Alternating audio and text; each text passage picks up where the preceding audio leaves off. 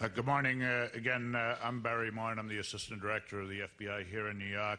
Following on the Mayor's comments, what I would like to just reiterate is, again, the whole investigative effort of the Joint Terrorism Task Force, which is the FBI, NYPD, and a number of other federal agencies, is to identify the hijackers, their support systems, where they were since they've been in country.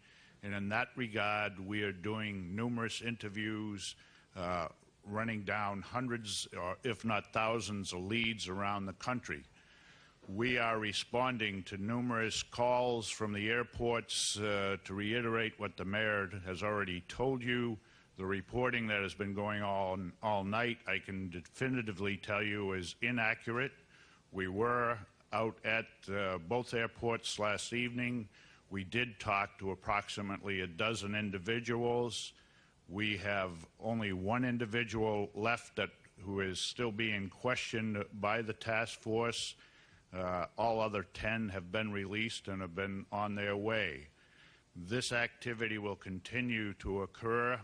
All of the security departments of the various airlines are quickly reaching out for us in law enforcement if, in fact, there's any question as to identification, and there's an overabundance of caution, which we are fine with.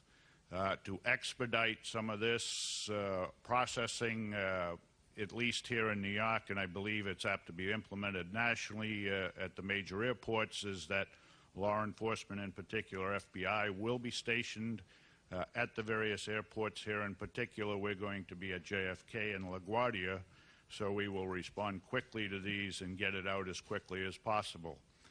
I have a media representative, but I am also in contact with the mayor's representative and the police commissioner's representative, and as soon as we can get information out, we are getting it out. One brief reminder is that it is a pending criminal investigation. We are not going to be able to satisfy all of your demands. We will have to protect the investigation as best we can. However, as it pertains to public safety and traveling and what we can release, we will release it as soon as we can. As the mayor said, we would appreciate you verifying any of this information with us. I would also like to reiterate the mayor's point on bomb scares. We have having numerous bomb scares here in the city. It has been very disruptive to the Terrorism Task Force's activities. We are diverting very few precious resources to go to each of these bomb scares. The FBI and the United States Attorney is going to take a very aggressive approach to bomb scares, and we will prosecute federally. The mayor has brought to my attention this morning these phony websites.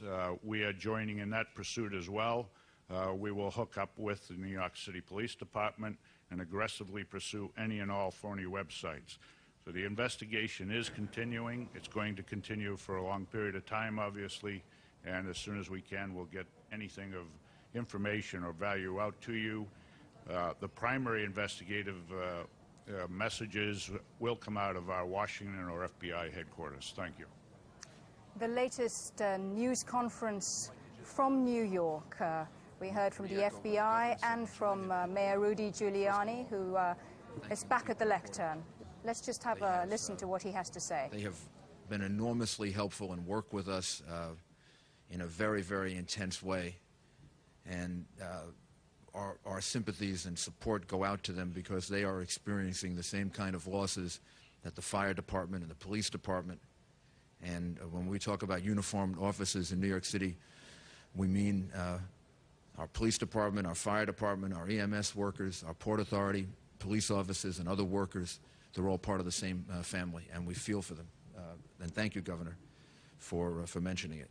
And I also want to thank Senator Schumer and Senator Clinton and the congressman who helped us to hopefully get our hands on $25 billion, or a good portion of that. We're going to need it, and it's also it comes at a very important time.